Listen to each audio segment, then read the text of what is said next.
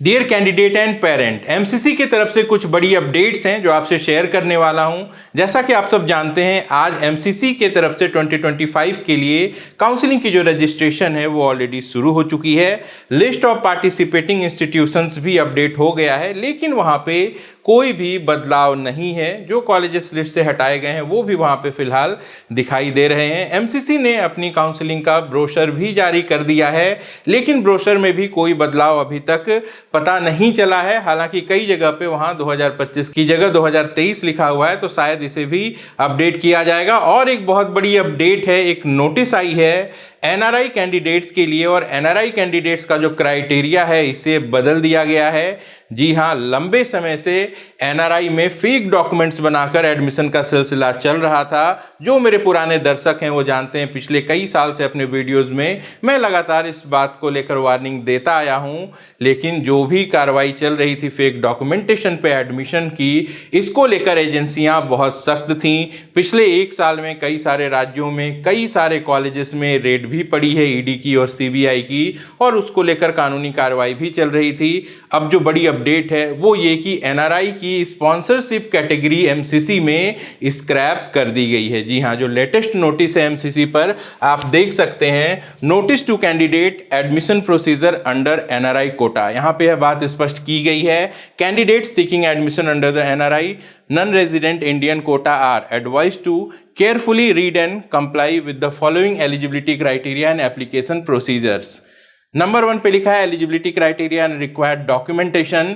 Applicants are eligible for admission under the NRI quota if they produce documentation issued by Indian Mission MEA, मतलब Ministry of External Affairs, for being an NRI, children of an NRI और ward of N NRI. जी हाँ, जो NRI sponsor होता था, जो first degree blood relative sponsor कर सकते थे कैंडिडेट को, इसे खत्म कर दिया गया है। पिछले कुछ महीने से कई सारी एम्बेसी से ऐसी न्यूज आ रही थी कि वो स्पॉन्सरशिप के लिए फर्स्ट डिग्री ब्लड रिलेटिव्स को कंसीडर नहीं कर रहे हैं। अब यह बात कंफर्म हो चुकी है। यहाँ पे या तो कैंडिडेट खुद एनआरआई हो, या उसके माता पिता में से कोई एक एनआरआई हो, या फिर वो वार्ड ऑफ एनआरआई हो। यहाँ पे देखिए स्पष्ट लिखा गया है कि कैंडिडेट माइनर होगा और उसके माता पिता नहीं होंगे, और वो किसी ऐसे व्यक्ति के गार्डियनशिप में होगा जो कि एनआरआई है, तभी उसे ये डॉक्यूमेंट जारी किए जाएंगे और इसके प्रूफ उसे देने होंगे। और इसके बाद जो एप्लीकेशन का प्रोसीजर है, इसमें ये बात लिखी गई है कि आपका जो डॉक्यूमेंट है वो कॉलेज लेवल पे वेरीफाई किया जाएगा, कॉलेज को उसे एमसीसी को भी भेजना है। अगर वो गलत होता है तो वो एडमिशन भी कैंसिल होगा और उस पर आगे कार्रवाई भी की जाएगी। तो एक बड़ा बदलाव हुआ है यहाँ पे। कई सारे राज्यों में भी ऐसे बदलाव देखने को मिल रहे हैं। कल हिमाचल प्रदेश का एडमिशन ब्रोशर आया था, तो उसमें से भी जो एनआरआई स्पॉन्सरशिप कैटेगरी है इसे हटा दिया गया था। मध्य प्रदेश की भी न्यूज थी अखबारों में कि वहां पे किस तरीके से एनआरआई कोटे में प्राइवेट कॉलेजेस की सीटें बेची जा रही हैं। मध्य प्रदेश एक ऐसा राज्य था जिनके ब्रोशर में एनआरआई कैटेगरी को लेकर स्पष्ट गाइडलाइंस नहीं थे, कोई भी वहां स्पॉन्सर कर सकता था। लेकिन इस बार मध्य प्रदेश के ब्रोशर में भी इसे रिवाइज कर दिया गया है। हालांकि वहां पे first degree blood relative sponsor कर सकते हैं ऐसा लिखा गया है, लेकिन अब चूंकि एमसीसी की तरफ से यह नोटिस आई है तो इस बात की भी संभावना है कि राज्य स्तर पे भी जो स्पॉन्सरशिप कैटेगरी है इसे स्क्रैप किया जा सकता है। पूरा मामला जुड़ा हुआ है 2024 में पंजाब में जब स्पॉन्सरशिप कैटेगरी गवर्नमेंट और प्राइवेट कॉलेजेस के लिए लागू की गई थी, तो इसे पहले हाई कोर्ट में चैलेंज किया गया, बाद में सुप्रीम कोर्ट में इसमें लंबी सुनवाई हुई थी, और तब माननीय जज ने यह कहा था कि जो स्पॉन्सरशिप कैटेगरी है इसे स्क्रैप कर देना चाहिए। हालांकि कमाल की बात यह है कि पैरेलली एमडीएस की काउंसलिंग चल रही है, और वहां पे राउंड 1 और राउंड 2 दोनों ही में जो स्पॉन्सरशिप कैटेगरी है उसे वैलिड रखा गया है। कन्वर्सन्स भी हुए हैं। लेकिन बात की जाए यूजी काउंसलिंग की, तो यहां पर एनआरआई स्पॉन्सरशिप कैटेगरी को स्क्रैप कर दिया है। क्या होगा इससे आगे? जैसा कि नियम आया था 2021 में कि राउंड 3 में अगर एनआरआई की सीट वैकेंट रहती है तो वो ड्यूरिंग द काउंसलिंग अगर वैकेंट रही तो मैनेजमेंट सीट पे कन्वर्ट हो जाएगी और मेरिट के हिसाब से अलॉट कर दी जाएगी। तो जी हाँ, कन्वर्सन्स पिछले कुछ सालों में बहुत ज़्यादा बढ़ गए थे।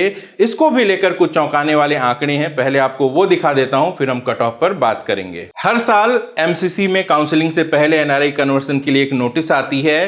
कैंडिडेट्स को वहां पे ईमेल के माध्यम से अपने अपने डॉक्यूमेंट भेजने होते हैं और जिनकी कैटेगरी कन्वर्ट होती है उनकी एक सेपरेट लिस्ट आती है। तो एक डेटा दिखा रहा हूं आपको, 2019 में राउंड 1 में 240 कन्वर्सन हुए थे, राउंड 2 में 201 हुए थे, राउंड 3 में 92 हुए थे। टोटल नंबर ऑफ कन्वर्सन्स 533 थे। 2020 में 587 थे, 2021 में 581 थे। तो ये डेटा आपको एक जैसा दिखाई देगा, लेकिन 2021 में एक नोटिस आती है कि राउंड 3 में ही सीटों को कन्वर्ट कर दिया जाएगा। अगर वो खाली रहेंगी तो मैनेजमेंट फीस पर, और उस समय वीडियो में जब ये नोटिस आई थी तो मैंने भी ये कहा था कि अब जो एनआरआई कन्वर्सन्स हैं वो बढ़ जाएंगी, क्योंकि जब सीटें खाली रह के कॉलेज के पास पहुंचती थी तो कई कॉलेजेस उसे ऊंची दाम पर बेच देते थे। देखिए 2022 में जो कन्वर्सन था इसमें सीधे सीधे लगभग 2 गुना का इंक्रीमेंट हो गया। इसके बाद 2023 में भी यही सिलसिला रहा, लेकिन 2023 में फिर से एक बदलाव होता है और सुप्रीम कोर्ट की गाइडलाइन के बाद यह तय होता है कि किसी भी हाल में जो कॉलेजेस हैं वो कॉलेज मॉपअप राउंड नहीं करवाएंगे, यानी कि चाहे 5 राउंड कराना पड़े, 6 राउंड कराना पड़े, जो काउंसलिंग है या तो सेंट्रल काउंसलिंग अथॉरिटी कराएगी या फिर जो स्टेट की ऑथोराइज्ड काउंसलिंग है वहीं के माध्यम से सीटें अलॉट होंगी। तो देखिए इसका नतीजा फिर क्या हुआ कि 2024 में ये कन्वर्सन फिर से काफ़ी ज़्यादा बढ़ गया। जहां पहले 581 सीटें कन्वर्ट हो रही थी, 1846 सीट्स यहाँ पे कन्वर्ट होने लगी। तो कहीं ना कहीं एजेंसीज की नज़र इन सारी चीज़ों पर होती है। इसी को लेकर कार्रवाई हुई और अब फाइनली जो स्पॉन्सरशिप कोटा है उसे स्क्रैप कर दिया गया है। क्या असर पड़ेगा इसका? ये जो कन्वर्सन्स आप देख रहे थे इनमें बहुत भारी कमी आएगी। एनआरआई की बहुत सारी सीटें जो डीम्ड कॉलेजेस में बहुत महंगी हैं वो खाली रह जाएंगी और मैनेजमेंट फीस में कन्वर्ट होके अलॉट हो जाएंगी। तो ऐसे कैंडिडेट जो डीम्ड कॉलेजेस के लिए अप्लाई कर रहे हैं उनके लिए गुड न्यूज़ है। ऐसे कैंडिडेट जिनके पास एनआरआई स्पॉन्सरशिप थी और कम स्कोर पे वो किसी अच्छे कॉलेज में जाने की प्लानिंग कर रहे थे, उनके लिए एक बड़ा झटका है। लेकिन फाइनली जो नियम हैं वो तो अब बदल चुके हैं। ऑफिशियल नोटिस एमसीसी की वेबसाइट पर मौजूद है, आप हमारे टेलीग्राम चैनल से भी इसे देख सकते हैं। तो बदलाव का दौर है, बहुत सारे सुधार किए जा रहे हैं, बहुत सारे वादे हैं। कितना कुछ बदल पाता है ये तो आने वाला वक्त बताएगा। हम और आप इंतजार करेंगे, अच्छी प्लानिंग के साथ काउंसलिंग करेंगे। आप सभी को बहुत बहुत शुभकामनाएं। अपना और अपनों का खूब ख्याल रखिएगा। मैं जल्द मिलता हूं। नमस्कार, जय हिंद।